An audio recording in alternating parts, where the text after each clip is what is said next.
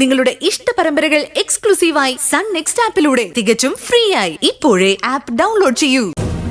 മനസ്സിലുള്ള പിരിമുറുക്കങ്ങളെല്ലാം മറച്ചുവെച്ച് എന്നെ അറിയിക്കാതിരിക്കാൻ എന്നെ നോക്കി ചിരിക്കുന്നത് പോലെ എനിക്ക് തോന്നിയിരുന്നത്.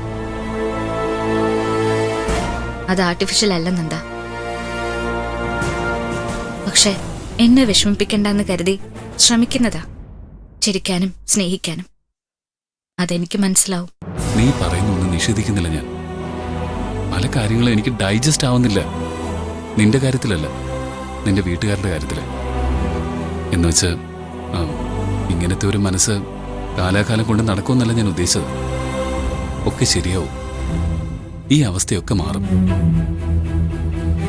ഇപ്പൊ എന്തായാലും മനസ്സമാധാനത്തോടെ ഇരിക്കേണ്ട സമയം. നിന്റെ അനിയന് പേടിച്ചതുപോലെ കുഴപ്പമൊന്നും ഉണ്ടായില്ലല്ലോ. ഇപ്പൊ ഡിസ്ചാർജായി. പിന്നെ ഇനിയിപ്പോ വീട്ടിൽ വരും, റെസ്റ്റ് എടുക്കും. അത് കഴിഞ്ഞ് സുഖാവും, നടക്കും. അവൻ പഴയതുപോലെ ആവണം.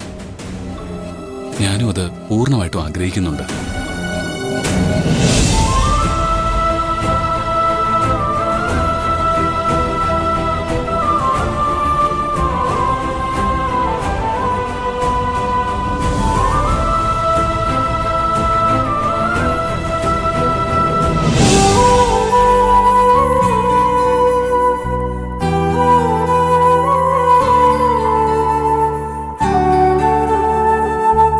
ദിവസത്തേക്ക് കാലൊട്ടും അനക്കരുതെന്നാ ഡോക്ടർ പറഞ്ഞിരിക്കുന്നത്.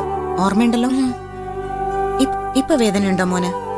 അനങ്ങാതെ ഇങ്ങനെ ഇരിക്കുമ്പോ വേദനയൊന്നുമില്ലമ്മേ. ഒന്ന് ചരിയുമ്പോഴാ. അതാ അമ്മ പറഞ്ഞത്, കാലൊട്ടും അനക്കരുതെന്ന്. ഒന്ന് പുറത്തേക്ക് ഇറങ്ങാൻ തോന്നുമ്പോ അമ്മയോട് പറഞ്ഞാ മതി. വീൽ ചെയറിൽ അമ്മ എഴുന്നേൽപ്പിച്ചിരുത്തിക്കോളാം. ഒരുപാട് നാള് കഴിഞ്ഞിട്ട് സ്കൂളിൽ പോവാൻ പറ്റൂ അല്ലേ അമ്മേ? ഒരുപാടൊന്നും കഴിയണ്ട. ഡോക്ടർ പ്രത്യേകം പറഞ്ഞതാ, അനങ്ങാതെ കുറച്ചു ദിവസം കിടക്കുമ്പോ പെട്ടെന്നല്ല ശരിയായിക്കോളൂന്ന്.